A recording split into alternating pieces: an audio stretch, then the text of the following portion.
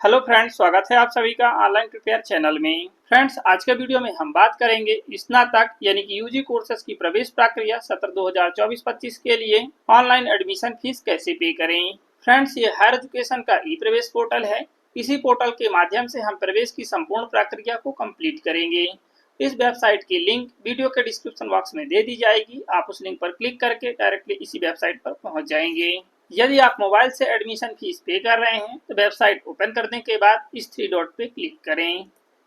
इसके बाद desktop site पे क्लिक करें। डेस्कटॉप मोड एनेबल करने के बाद आप सभी प्रोसेस आसानी से कंप्लीट कर पाएंगे। यूजी कोर्सेस जैसे कि BA, BSc, BCom, BA, LLB आदि। Admission process. ऑनलाइन प्रवेश प्रक्रिया सत्र 2024-25 के लिए हमने स्टेप 6 तक यानी कि अलॉटमेंट लेटर प्रिंट कर चुके हैं। अलॉटमेंट लेटर कैसे प्रिंट करना है, हम इसके लिए पहले ही वीडियो अपलोड कर चुके हैं। अब हमें 7 स्टेप में एडमिशन फीस पे करना है। एडमिशन फीस पे करने के बाद 8 स्टेप कंप्लीट हो जाएगा। तो चलिए अब हम एडमिशन फीस पे करते हैं। एडमिशन फीस पे करने के लिए अंडर ग्रेजुएट आफ्टर 12th के अलॉटमेंट या एडमिशन पे क्लिक करें। यहाँ पर आप किसी एक लिंक पर क्लिक करें। क्लिक करने के बाद इस तरीके से आपका पेज ओपन हो जाएगा। Online admission 2024-25 under graduate after 12th। यदि आप समय सारणी को देखना चाहते हैं तो आप समय सारणी विवरण पे क्लिक करें। यहाँ पर आपका जो भी राउंड ऑनगोइंग है उसकी डेट यहाँ पर शो होगी। पंजीकरण गतिविधियां पे क्लिक करें। फर्स्ट राउंड के लिए एडमिशन फीस 25 मई 2024 से 3 जून 2024 तक ऑनलाइन पे कर सकते हैं। एडमिशन फीस पे करने के लिए एडमिशन फीस सबमिशन या उसके सामने माउस आइकन पे क्लिक करें। इस तरीके से पेज ओपन हो जाएगा। Online admission under graduate fees initiate. अब यहाँ पर आपको अपनी डिटेल्स फिल करना है। यहाँ पर हमें एप्लीकेशन आईडी इंटर करना है और यहाँ पर आपको डेट ऑफ बर्थ इंटर करनी है। इसके बाद यहाँ पर ऑनलाइन एडमिशन पासवर्ड इंटर करें जो आपने रजिस्ट्रेशन करते वक्त क्रिएट किया है या फिर फॉरगेट किया है। सभी डिटेल्स फिल करने के बाद कैप्चा आंसर फिल करें और व्यू डिटेल्स पे क्लिक करें। एप्लीकेशन आईडी और पासवर्ड कैसे फॉरगेट करना है हमने अलॉटमेंट प्रिंट करने के वीडियो में बताया है।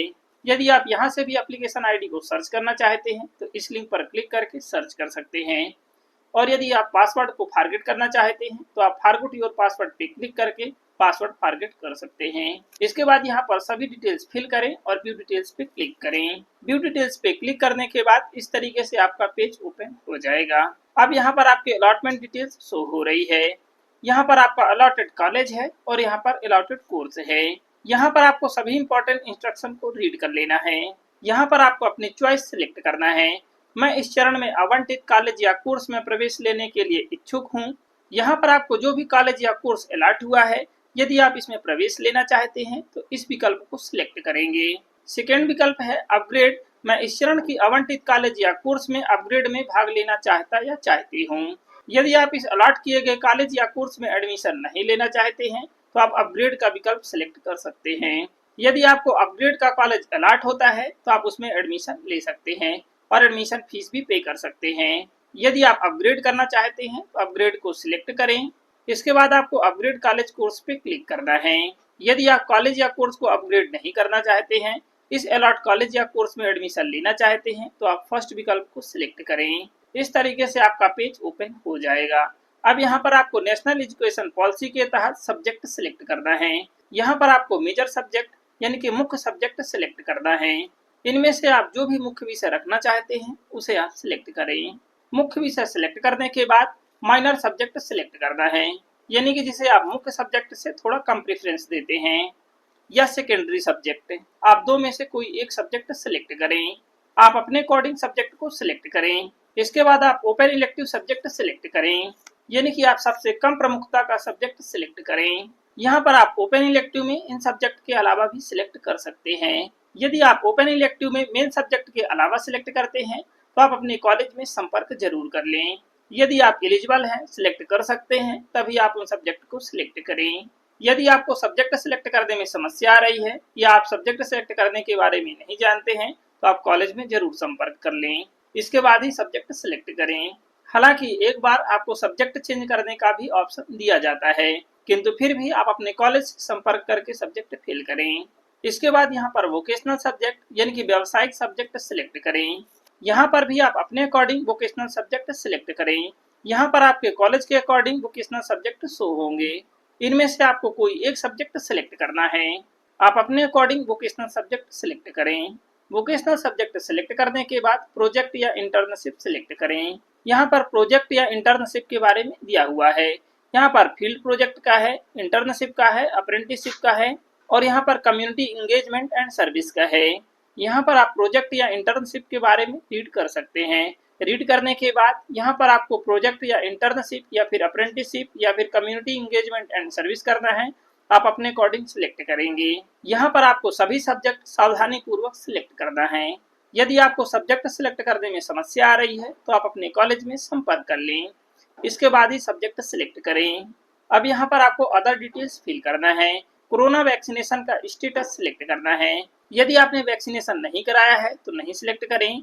यदि आपने सिर्फ पहला डोज लिया है तो आप इसे सिलेक्ट करें। यदि आपने दोनों डोज लिया है तो दूसरा डोज सिलेक्ट करें। इसके बाद योजना या स्कीम सिलेक्ट करें। यदि आप 12th क्लास एमपी बोर्ड से कम 70% से पास आउट हैं या फिर सीबीएसई या आईसीएसई से 85% या उससे अधिक से पास आउट हैं तो यहाँ पर मेधावी विद्यार्थी योजना भी शो होगी। यदि आप मेधावी विद्यार्थी योजना में एलिजिबल हैं, यहाँ पर योजना शो होगी और उस योजना के अंतर्गत एडमिशन लेना चाहते हैं तो सिर्फ आपको 10 रुपए की फीस पे करना है। और यदि आप मुख्यमंत्री जन कल्याण संबल योजना के तहत आते हैं तो आप इस योजना को सिलेक्ट करेंगे। इसके बाद यहाँ पर योजना क्रमांक यानी कि सीरियल नंबर एंटर करना है। यहाँ पर आपको अपने माता पिता या गार्जियन का समग्र सदस्य क्रमांक एंटर करना है जिसका भी संबल योजना में नाम हो। यहाँ पर आपके कोर्स की टोटल फीस शो हो रही है जो कि कॉलेज के अकॉर्डिंग है और यहाँ पर यूनिवर्सिटी के अकॉर्डिंग एनरोलमेंट फीस शो होगी। आपको जो एडमिशन फीस पे करना है वो 10 रुपए है। टोटल जो आपको पे करना है वो 150 रुपए है, यानी कि 10 रुपए प्रवेश शुल्क है और 140 रुपए एनरोलमेंट फीस है। यदि आप मुख्यमंत्री कोविड-19 बाल कल्याण योजना के अंतर्गत आते हैं तो आप इस योजना को सिलेक्ट करेंगे। क्या आपके माता पिता की कोविड-19 से मृत्यु हुई है? परिशिष्ट 3.2.1 को देख सकते हैं। या माता पिता का निधन पूर्व में हो गया था तथा आपके वैध अभिभावक की कोविड-19 से मृत्यु हुई है। परिशिष्ट 3.2.2 देख सकते हैं। या माता पिता में से किसी एक का पूर्व में निधन हो चुका था तथा दूसरे की कोविड-19 से मृत्यु हुई है। इसके लिए आप परिशिष्ट 3.2.3 देख सकते हैं। कोविड-19 से मृत्यु का अभिप्राय ऐसी किसी भी मृत्यु से है जो 1 मार्च 2021 से 3 जून 2021 तक अवधि में हुई है। इसके लिए आप रूल बुक का 11.3.2 देख सकते हैं।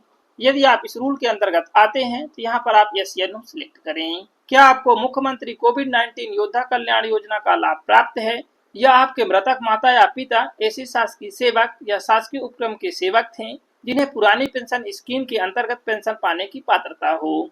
आप रूल बुक के 11.3.3 देख सकते हैं। यहाँ पर आप यस या नो सिलेक्ट करें। सेम आपके लिए भी यहाँ पर फीस शो होगी। इसी तरीके से यदि आप मुख्यमंत्री मेधावी योजना के अंतर्गत आते हैं जिसे आप सिलेक्ट कर सकते हैं। यदि आप योजनाओं के बारे में और अधिक जानकारी देखना चाहते हैं तो आप रूल बुक के पेज नंबर 15 पर देख सकते हैं। 11.1 पर मुख्यमंत्री मेधावी विद्यार्थी योजना के बारे में दिया हुआ है। विद्यार्थी मध्य प्रदेश का मूल निवासी होना चाहिए और विद्यार्थी के पिता या पालक का जो वार्षिक आय है वो 6 लाख रुपए से कम होना चाहिए। आप 12th क्लास एमपी बोर्ड से कम 70% से पास होना चाहिए या फिर सीबीएसई या आईसीएसई बोर्ड से 85% या फिर उससे अधिक परसेंट से पास होना चाहिए। बाकी यहाँ पर आप डिटेल्स चेक कर सकते हैं। मुख्यमंत्री जन कल्याण शिक्षा प्रोत्साहन योजना के लिए विद्यार्थी के माता या पिता का मध्य प्रदेश शासन के श्रम विभाग में असंगठित कर्मकार के रूप में पंजीयन होना अनिवार्य है। इसके तहत स्नातक एवं स्नातकोत्तर दोनों में स्कॉलरशिप प्रदान की जाएगी। बाकी यहाँ पर आप योजनाओं की जानकारी देख सकते हैं। थर्ड योजना है मुख्यमंत्री कोविड-19 बाल कल्याण योजना, जिसके बारे में हम पहले ही आपको बता चुके हैं और यहाँ पर आप सभी डिटेल्स को देख सकते हैं। इन सभी योजनाओं के लिए मध्य प्रदेश का स्थायी निवासी होना अनिवार्य है। और यदि आप लाडली लक्ष्मी योजना 2.0 के अंतर्गत आते हैं तो आप यहाँ पर भी डिटेल्स चेक कर सकते हैं। सभी डिटेल्स रीड करने के बाद ही आपको एडमिशन फीस पे करना है। यहाँ पर आपको योजना सिलेक्ट करने से पहले रूल बुक में सभी योजनाओं के बारे में रीड कर लेना है। रूल बुक में रीड करने के बाद आप जिस भी योजना के अंतर्गत आते हैं उसे सिलेक्ट कर लें। यदि आप इन कोई भी योजना के अंतर्गत नहीं आते हैं तो आप कोई नहीं नन सिलेक्ट करें। यदि आप कोई भी योजना के अंतर्गत नहीं आते हैं, कोई नन सिलेक्ट करने के बाद यहाँ पर आपकी फीस शो होगी जो कि 50% आपको एडमिशन फीस पे करना है और यहाँ पर नामांकन शुल्क के साथ प्रवेश शुल्क शो होगी। पहले यह राशि केवल 1000 रुपए जमा होती थी, किंतु इस बार आपको फीस का 50% पे करना है। यदि आप फीमेल हैं तो क्या आप लाडली लक्ष्मी योजना का लाभ प्राप्त करने के लिए पात्र हैं? यहाँ पर आप यस या नो सिलेक्ट करें। यदि आप कोई योजना के अंतर्गत नहीं आते हैं तो आपको 50% फीस पे करना है। यदि आप किसी भी योजना के अंतर्गत आते हैं तो सिर्फ आपको एडमिशन फीस 10 रुपए पे करना है और साथ में आपको नामांकन शुल्क। अलग अलग यूनिवर्सिटी के अकॉर्डिंग नामांकन शुल्क शो होगी और अलग अलग कॉलेज के अकॉर्डिंग यहाँ पर एडमिशन फीस भी शो होगी। सभी डिटेल्स फिल करने के बाद इस चेक बॉक्स को टिक करें। यहाँ पर आपकी जो भी डिटेल्स दी हुई हैं उन सभी को रीड कर लेना है। सभी डिटेल्स रीड करने के बाद प्रोसीड टू पे एडमिशन फी पे क्लिक करें। पे टू एडमिशन फीस पे क्लिक करने के बाद इस तरीके से आपका एमपी ऑनलाइन का पेमेंट पेज ओपन हो जाएगा। यदि आपका पेमेंट किसी कारणवश फेल हो जाता है तो आप भुगतान पुनः सत्यापन लिंक पर क्लिक करके रेफरेंस नंबर के द्वारा पेमेंट का स्टेटस चेक कर सकते हैं। यदि आपके पेमेंट का स्टेटस फेल हो चुका है तो आपको दोबारा से पेमेंट करना होगा और यदि आपका पेमेंट का स्टेटस पेंडिंग शो हो रहा है तो आप 24 घंटे या 48 घंटे का वेट कर लें और यदि आपका ट्रांजैक्शन स्टेटस सक्सेस है तो आपको दोबारा से पेमेंट करने की आवश्यकता नहीं है। इसके बाद आपको अपनी रिसिप्ट को प्रिंट कर लेना है। यहाँ पर आप नेट बैंकिंग, डेबिट या क्रेडिट कार्ड, यूपीआई किसी भी एक माध्यम से पे कर सकते हैं। डेबिट या क्रेडिट कार्ड से पे करने के लिए आप इसे सिलेक्ट करें। यहाँ पर आप HDFC CC Avenue payment gateway या फिर पे जीओबी इंडिया किसी एक को सिलेक्ट करें। जैसा कि हमें पे जीओबी इंडिया के द्वारा पे करना है तो हम इसे सिलेक्ट करेंगे। यहाँ पर आपका रेफरेंस नंबर है जिसे आपको नोट कर लेना है। इसी रेफरेंस नंबर के द्वारा हम पेमेंट को ट्रैक कर सकते हैं। ओके पे क्लिक करें। इस तरीके से आपका पेमेंट मेथड ओपन हो जाएगा। यहाँ पर आप नेट बैंकिंग, डेबिट या क्रेडिट कार्ड, QR कोड या यूपीआई किसी भी एक माध्यम से पे कर सकते हैं। यदि आप यूपीआई के QR कोड के द्वारा पे करना चाहते हैं तो आप शो कोड पे क्लिक करें, कोड को स्कैन करें और अपने यूपीआई से पे करें। यदि आप यूपीआई आईडी इंटर करके पे करना चाहते हैं तो यहाँ पर यूपीआई आईडी इंटर करें। इसके बाद मेक पेमेंट पे क्लिक करें। आपके पेमेंट ऐप में अप्रूवल की लिंक प्राप्त होगी जिसे आपको अप्रूव करना है। अप्रूव करने के बाद आपकी पेमेंट सक्सेसफुल सबमिट हो जाएगी। यदि आप डेबिट या क्रेडिट कार्ड यानी कि एटीएम कार्ड से पे करना चाहते हैं तो आप इसे सिलेक्ट करें। इसके बाद यहाँ पर कार्ड नंबर इंटर करें और यहाँ पर एक्सपायरी डेट में मंथ और ईयर इंटर करें। इसके बाद CVV या CVC नंबर इंटर करें जो कि 3 डिजिट का होता है और जनरली कार्ड के बैक साइड पे होता है और यहाँ पर कार्ड होल्डर का नेम इंटर करें। सभी डिटेल्स फिल करने के बाद मेक पेमेंट पे क्लिक करें। मेक पेमेंट पे क्लिक करने के बाद आपके रजिस्टर्ड मोबाइल नंबर पे OTP प्राप्त होगा। उस OTP को वेरीफाई करने के बाद आपकी पेमेंट सक्सेसफुल सबमिट हो जाएगी। इसके बाद रिसिप्ट जनरेट हो जाएगी जिसे आपको प्रिंट कर लेना है या फिर आप QR के द्वारा भी पे कर सकते हैं। यहाँ पर आपको भीम UPI सिलेक्ट करना है। इसके बाद मेक पेमेंट पे क्लिक करना है। मेक पेमेंट पे क्लिक करने के बाद इस तरीके से QR कोड जनरेट हो जाएगा जिसे आपको अपने पेमेंट ऐप से स्कैन करना है। इसके बाद पे करना है। पेमेंट सक्सेसफुल सबमिट होने के बाद आपकी पेमेंट रिसिप्ट जनरेट हो जाएगी जिसे आपको प्रिंट कर लेना है। यदि आपका पेमेंट किसी कारणवश फेल हो जाता है तो इस पेमेंट पेज की लिंक आपको वीडियो के डिस्क्रिप्शन बॉक्स में दे दी जाएगी जिसमें आप क्लिक करके पेमेंट स्टेटस चेक कर सकते हैं। यहाँ पर आपको MP online reference number inter करना है जिसे हमने पेमेंट करते वक्त नोट कराया है। इसके बाद यहाँ पर कैप्चा आंसर फिल करना है और वेरीफाई पे क्लिक करना है। इसके बाद अपने पेमेंट का स्टेटस देख सकते हैं। यह स्टेटस आपको सेम डे ही चेक करना है। यदि आप एडमिशन फीस रिसिप्ट किसी कारणवश प्रिंट नहीं कर पाए हैं तो आप दोबारा से भी प्रिंट कर सकते हैं। दोबारा से प्रिंट करने के लिए एडमिशन फीस सबमिशन रिसिप्ट या उसके सामने माउस आइकन पे क्लिक करें। क्लिक करने के बाद इस तरीके से आपका पेज ओपन हो जाएगा, print online admission fees receipt. यहाँ पर आपको सभी डिटेल्स फिल करना है, व्यू डिटेल्स पे क्लिक करना है। आपकी एडमिशन रिसिप्ट जनरेट हो जाएगी जिसे आपको प्रिंट कर लेना है। एडमिशन रिसिप्ट प्रिंट करने के बाद सभी डॉक्यूमेंट को अटैच करना है। साथ ही आपको TC और माइग्रेशन और रजिस्ट्रेशन के वक्त आपने जो भी डॉक्यूमेंट अपलोड किया है उन सभी की एक एक कॉपी अटैच करना है और आपको अपने कॉलेज में जाकर के जमा कर देना है। होम पे क्लिक करें। यदि आप अपना स्टेटस चेक करना चाहते हैं तो आवेदन की स्थिति जाने पे क्लिक करके आप अपने एडमिशन का स्टेटस देख सकते हैं। यदि आपको फर्स्ट राउंड में आवंटित कॉलेज या कोर्स में एडमिशन नहीं लेना है, आपको अपग्रेड करना है, तो अपग्रेडेशन के लिए जो अंतिम तिथि है वो 3 जून 2024 है।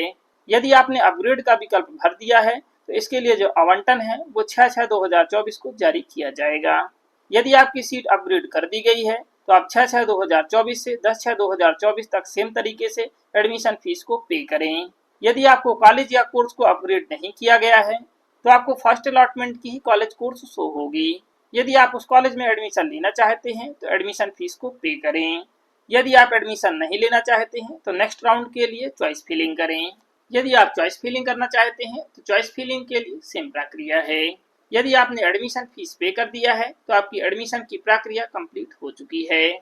यदि आपके कॉलेज में एडमिशन रिसिप्ट जमा हो रही है तो आप संबंधित डॉक्यूमेंट के साथ एडमिशन रिसिप्ट को जमा कर दें, या फिर आपकी जैसी कॉलेज स्टार्ट होगी आपको अपने कॉलेज में सभी संबंधित डॉक्यूमेंट के साथ जमा करना होगा।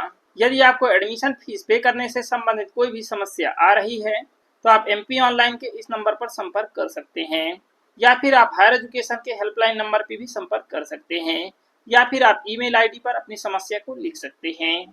आई होप कि ये इन्फॉर्मेशन आपके लिए हेल्पफुल होगी। यदि ये इन्फॉर्मेशन आपके लिए हेल्पफुल है तो प्लीज़ वीडियो को लाइक और शेयर जरूर करें। यदि आप चैनल पे न्यू हैं तो प्लीज़ चैनल को सब्सक्राइब जरूर करें और साथ ही बेल आइकन को भी प्रेस करें ताकि हर वीडियो की नोटिफिकेशन आपको मिल सके। Thank you.